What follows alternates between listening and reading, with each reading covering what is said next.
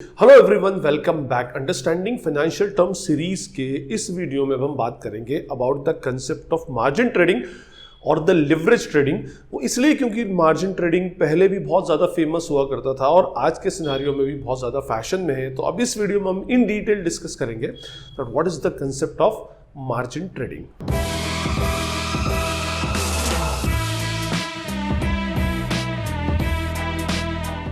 Margin trading basically एक इस type की फैसिलिटी है जो एक्सचेंज भी ब्रोकर को देता है और ब्रोकर्स अपने इन्वेस्टर्स को भी देते हैं।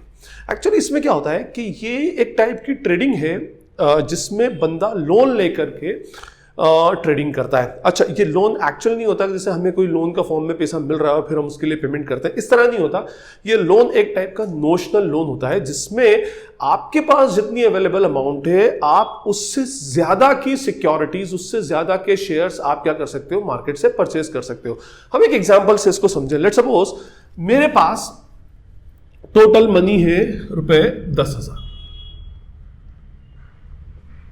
अगर मेरे पास 10,000 रुपए इन्वेस्ट करने के लिए हैं और मान लीजिए मुझे एक शेयर में बहुत ज़्यादा फायदा दिखता है, विप्रो का शेयर जो आज 50 रुपए का है, और मुझे लगता है कि ये आने वाले टाइम में 1 या 2 दिन के अंदर या आज ही इवनिंग तक, जैसे अगर हम इंट्राडे की बात करें आज के सिनारियो में, तो ये 25-30% से क्या होगा, इंक्रीमेंट इसका हो जाएगा और मैं इसको परचेज करना चाहता हूँ। ठीक है, अब अगर देखिए पहले तो हम एक सिंपल सा केस लें कि अगर मैंने मार्केट में 10,000 रुपए लगाए, ठीक है, और मान लीजिए अच्छा अगर 10,000 रुपए में मैं कितने शेयर्स परचेज कर पाऊंगा, 10,000 रुपए में मैं 50 रुपए के टोटल 200 शेयर्स में मार्जिन अपना मार्केट से परचेज कर पाऊंगा। अब मैंने 10,000 रुपए बाय चांस इसमें लगा दिए और शाम को ये शेयर 25% से बढ़ गया, तो 10,000 का 25% मेरा मुनाफा हो जाएगा 2,500 रुपए और मुझे इन रिटर्न 12,500 रुपए मिल जाएंगे। मींस 2,500 रुपए का मेरा मुनाफा और जो भी थोड़े बहुत चार्जेस डिडक्ट होने वो डिडक्ट हो जाएंगे उसके अंदर, तो मेरा 2,500 रुपए का मुनाफा हो जाएगा। अभी 2,500 रुपए मैंने 10,000 रुपए अर्न किए, रिटर्न ऑन इन्वेस्टमेंट 25% का हमें यहां पर क्लियरली दिख रहा है। फाइन, अब मैं ये चाहता हूं कि भाई मैं इतना श्योर हूं कि ये 25-30% से इसकी वैल्यू बढ़ेगी, लेकिन मेरे पास अमाउंट इन्वेस्ट करने के लिए 10,000 रुपए से ज्यादा नहीं है। तो इस केस में कुछ ब्रोकर जो होता है वो अपने इन्वेस्टर्स को मार्जिन ऑफर करते हैं। लेट्स सपोज मेरे ब्रोकर ने मुझे कहा कि भाई मैं आपको इसको 4 टाइम्स की लिमिट देता हूं, मींस जितना आपका पैसा है उस पर 3 टाइम्स का मार्जिन आपको दूंगा, मींस जितना आपका पैसा उससे 3 टाइम्स का आपको लोन दूंगा और 4 टाइम्स की टोटल लिमिट हो जाएगी। मींस अगर मेरे पास 10,000 रुपए है तो इंटू 4 मींस मेरे ब्रोकर ने मुझे फैसिलिटी दे रखी है कि मैं 40,000 रुपए का मार्केट में इन्वेस्टमेंट कर सकता हूं। अब मेरे पास 10,000 है, 4 टाइम्स की मेरी लिमिट है 40। इस 40,000 में से अगर इसको बाइफर्केशन किया जाए तो उसमें से 10,000 मेरा अपना इन्वेस्टमेंट होगा और 3 टाइम्स का क्या होगा, मेरा जो भी इन्वेस्टमेंट होता है उसके 3 टाइम्स का पैसा जो होगा वो मेरा ब्रोकर उसमें कंट्रीब्यूट करेगा। फाइन, अब अगर मैं 40,000 के विप्रो के 50 रुपए के शेयर परचेस करूं तो मेरे पास टोटल 800 शेयर्स में खरीद सकता हूं। ठीक है, देखिए मैं 10,000 रुपए का इन्वेस्टमेंट कर रहा हूं और कितने शेयर्स परचेस कर रहा हूं, 800।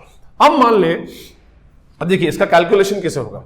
मान लीजिए कि इसमें मैंने 40,000 रुपए मार्केट में इन्वेस्ट किए, 10 मेरे, 30 मैंने क्या किया, ब्रोकर से लिया उसमें। फाइन, अब जैसे मैंने कहा था कि 25% का इंक्रीमेंट हो गया और मेरा अगर 25% का प्रॉफिट होता है तो 40,000 का 25% होता है मेरा 10,000 रुपए का प्रॉफिट। 10,000 का प्रॉफिट हुआ, मेरी टोटल कैपिटल इन्वेस्टेड हो गई 50,000। 40,000 रुपए लगाए थे, 50,000 रुपए बनकर 10,000 प्रॉफिट के साथ में। ठीक है, और मैंने अपनी यहां पे लॉन्ग पोजीशन ली थी, मैंने शॉर्ट पोजीशन ले ली और अपने शेयर्स को मार्केट में सेल कर दिया। फाइन, अब इस 50,000 का हिसाब हम फिर से देखें तो इसमें से 50,000 रुपया मैं क्या करूंगा, ये जो ब्रोकर के थे ये ब्रोकर को क्या कर दूंगा, रिफंड कर दूंगा। 30,000 रुपए मैंने रिफंड कर दिए।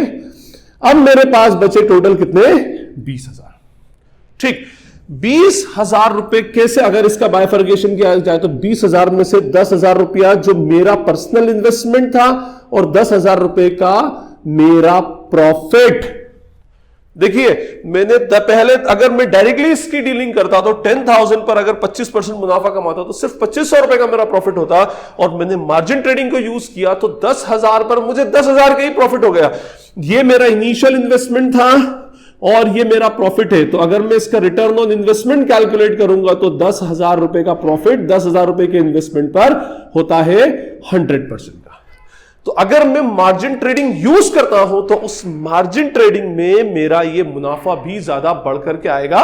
मींस जो 25% का मेरा रिटर्न ऑन इन्वेस्टमेंट था, ये मैंने एक एग्जांपल दिया, तो उसके अगेंस्ट मुझे 100% का रिटर्न ऑन इन्वेस्टमेंट मार्केट से मिल जाएगा। उसमें से मैं ब्रोकर को पैसा वापस करूंगा। हाँ, ये बात है, इसके अंदर से थोड़ा बहुत जो सिक्योरिटीज ट्रांजेक्शन टैक्स है और जो दूसरे सेबी के और इसके चार्जेस हैं वो उसमें से डिडक्ट करने के बाद में मेरे पास थोड़ा बहुत पैसा बच जाएगा, बट स्टिल इससे तो अल्टीमेटली ज्यादा ही होगा।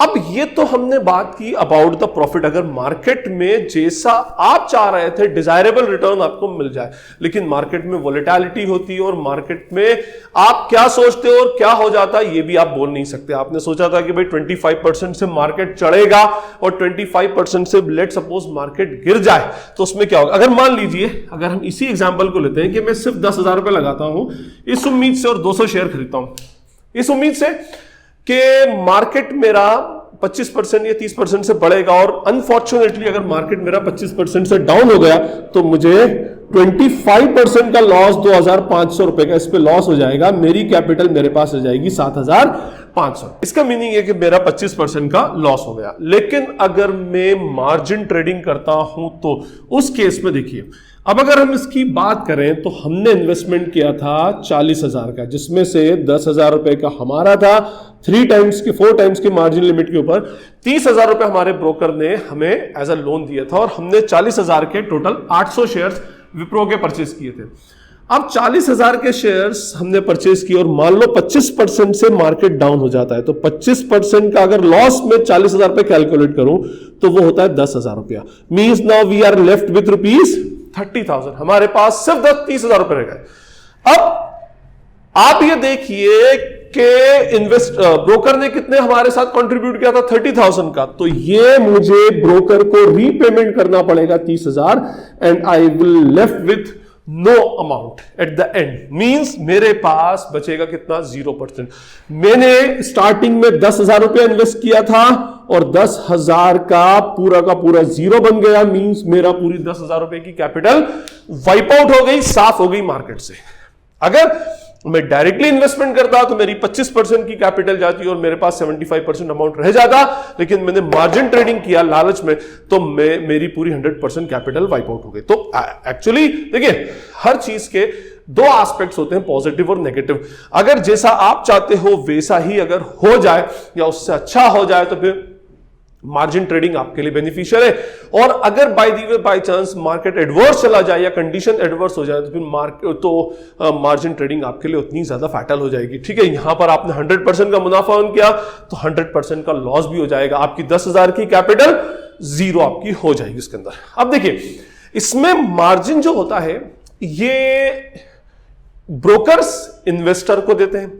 अब ये बात तो हम थोड़ी सी और इसमें आगे बढ़े तो ब्रोकर इन्वेस्टर को मार्जिन देता क्यों, इसमें ब्रोकर क्या क्या बेनिफिट है। देखिए, ब्रोकर का पहला बेनिफिट होता है इसमें टू अर्न द ब्रोकरेज। ठीक है, जैसे अगर आप मान लो ब्रोकर का ब्रोकरेज 10% है on buying as well as selling, है ना। अब अगर हम 10,000 रुपया इसमें मान लो हमने अभी मार्जिन ट्रेडिंग नहीं की, 10,000 रुपया इन्वेस्ट किया, तो जब हम 10,000 रुपए के विप्रो के शेयर्स लॉन्च करेंगे तो 10,000 का 1% 100 रुपए का ब्रोकरेज बन जाएगा हमारे ब्रोकर का। फाइन। अब मान लो 25% हमने मुनाफा अर्न करके 12,500 के शेयर्स बेच दिए, तो ये at the time of buying का ब्रोकरेज है और 1% से 125 रुपए at the time of selling का ब्रोकरेज है। मींस हमारे ब्रोकर का ब्रोकरेज कितना बन जाएगा 225 रुपया, अगर हम विदाउट मार्जिन ट्रेडिंग की बात करें। यहां पर फंडा अलग है। देखिए, यहां पर हुआ क्या, 40,000 का 1% 400 रुपए का ब्रोकरेज इसका बना at the time of buying. ठीक है ना, बाइंग के टाइम पर आपके ब्रोकर ने आपसे 400 रुपए का ब्रोकरेज दिया, वो तो ब्रोकर तो अपना ब्रोकरेज ले गई, और फिर आपने उसको 25% मुनाफा अर्न करके 50,000 में बेचा, तो 50,000 का 1% 500 रुपीज का ब्रोकरेज फिर बन गया। इन ऑल टोटल ब्रोकर को 900 रुपीज का ब्रोकरेज मिला। मींस आपको तो फायदा है ही, प्रॉफिट अर्न किया, लेकिन ब्रोकर ने भी 900 रुपए का प्रॉफिट अर्न किया। ये देखिए, यहां पर आपको 225 रुपए का, ब्रोकर को 225 रुपए का ब्रोकरेज मिल रहा था और यहां पर he is getting a brokerage of ₹900, 900 रुपए का ब्रोकरेज मिल रहा है। तो ये एक अल्टीमेटली बेनिफिट होता है। दूसरी बात, अब आप बोलोगे सर अगर इसमें लॉस हो जाए तो भी फर्क क्या पड़ता है, ब्रोकर को तो ब्रोकरेज तो मिल ही रहा है ना। यहां पर 40,000 का 1% 400 रुपए, और 300 में अगर बेचा तो 30,000 का 300 रुपए, 700 रुपए का ब्रोकरेज तो मिलेगा। इन्वेस्टर को प्रॉफिट हो लॉस हो doesn't matter at all, broker अपना ब्रोकरेज तो ले ही लेगा। ये बात अलग है कि यहां पर ज्यादा ब्रोकरेज होता है और यहां पर कम ब्रोकरेज होता है। तो मार्जिन ट्रेडिंग में एक फायदा ब्रोकर को होता है, किस चीज का, ब्रोकरेज का, क्योंकि वो ज्यादा कैपिटल इन्वेस्ट करवाते हैं तो ज्यादा कैपिटल के ऊपर ज्यादा ब्रोकरेज मिलता है। दूसरी बात, जितना वो लोग लोन दे रहे हैं, जैसे ये 30,000 का जो नोशनल लोन एक्चुअली किसको प्रोवाइड कर रहे हैं, वो अपने इन्वेस्टर को, इसके ऊपर वो लोग इंटरेस्ट भी चार्ज करते हैं। हाँ, ये बात लगी कि इस इंटरेस्ट की रेट बहुत ही नॉमिनल सी, बहुत ही कम होती है। जैसे आज के सिनारियो में अगर आप जाए तो नियर अबाउट इंटरेस्ट की रेट है 0.05% पर डे के हिसाब से, 0.05% पर डे का अप्रोक्सीमेटली रेट चल रही है जीरोडा एंजल ब्रोकिंग की। तो ये अप्रोक्सीमेटली इतनी चलती है, अगर आपने एक दिन होल्ड किया तो 0.05% का आपके ऊपर इंटरेस्ट चार्ज अल्टीमेटली हो जाएगा। तो अगर आपने उसको बाय चांस कुछ आगे होल्ड करके पोजीशन को होल्ड करके आगे बढ़ाते हैं तो उसके ऊपर उनको इंटरेस्ट भी रिसीव होता है। तो पहला इनका बेनिफिट होता है किस चीज का, ब्रोकरेज का, और दूसरा बेनिफिट होता है उसका इंटरेस्ट का। जिस तरह से ब्रोकर जो होते हैं या ब्रोकरेज फर्म्स जो होती हैं, ये इन्वेस्टर को मार्जिन देती है 3 टाइम्स 4 टाइम्स का, इसी तरह से एक्सचेंज जो होता है वो भी ब्रोकर्स को भी मार्जिन देता है। ठीक है, फाइन। अब ये ब्रोकर्स को जो मार्जिन दिया जाता है, जैसे ब्रोकर ने इन्वेस्टर को दिया, एक्सचेंज ब्रोकर को देता है। और अगर आपने स्कैम 1992 में देखा होगा कि ये जो मार्जिन का वर्ड है as a broker, exchange to broker margin का, ये 3 से 4 बार यूज हुआ है। 2-4 सीक्वेंस में आपको दिलाता हूं। जैसे होता क्या है, जब स्पिक के शेयर्स का केस होता है, आई थिंक इस एपिसोड नंबर 2 के अंदर, तो मनु मुंद्रा और उसके जो सपोर्टर्स होते हैं वो स्पिक के शेयर्स को नीचे लेकर आने वाले होते हैं। तो उनका एक करस्पॉन्डेंट होता है जिग्नेश, वो आकर हर्षद मेहता को बोलता है कि भाई जो मनु मुंद्रा है, वो लोग, मनु मुंद्रा और उसके सपोर्टर्स स्पिक के शेयर्स के पीछे लग गए हैं और वो स्पिक के शेयर्स को कल और नीचे लेकर आएंगे और आप एंड ऑफ द डे पर मार्केट को में अपनी पोजीशन को स्क्वायर ऑफ नहीं कर पाओगे, शेयर्स आपके लॉस में जाएंगे। तो हर्षद मेहता का भाई अश्विन मेहता उसको बोलता है कि भाई इसे रूमर बोलते हैं और आप मत टेंशन लो, हमारा सेबी, हमारा एक्सचेंज के साथ में 1 करोड़ रुपए का मार्जिन है, मींस 1 करोड़ रुपीस का मार्जिन वो एक्सचेंज के साथ लेकर के चलते हैं। 1 करोड़ के ज्यादा शेयर्स अल्टीमेटली वो परचेस कर सकते, क्योंकि वो ब्रोकर है तो वो इतना ज्यादा वो मार्जिन एक्सचेंज के साथ में चलता है। तो ये हमारा अल्टीमेटली कंसेप्ट था मार्जिन ट्रेडिंग का। अच्छा, इस मार्जिन ट्रेडिंग में आज के सिनेरियो के अंदर मार्जिन ट्रेडिंग इंट्राडे ट्रेडिंग के ऊपर चलती है, होल्डिंग पोजीशन के ऊपर कोई आपको मार्जिन ट्रेडिंग का फैसिलिटी कोई भी ब्रोकर नहीं देगा, या फिर फॉरवर्ड और फ्यूचर कॉन्ट्रैक्ट्स के अंदर या डेरिवेटिव्स मार्केट के अंदर ही चलती है। इस मार्जिन के अंदर एक कंसेप्ट होता है इनिशियल मार्जिन का और एक कंसेप्ट होता है मेंटेनेंस मार्जिन का। अब ये जो मैंने मार्जिन का आपको कंसेप्ट बताया है, तो ओवरव्यू मैंने कंसेप्ट बता दिया था।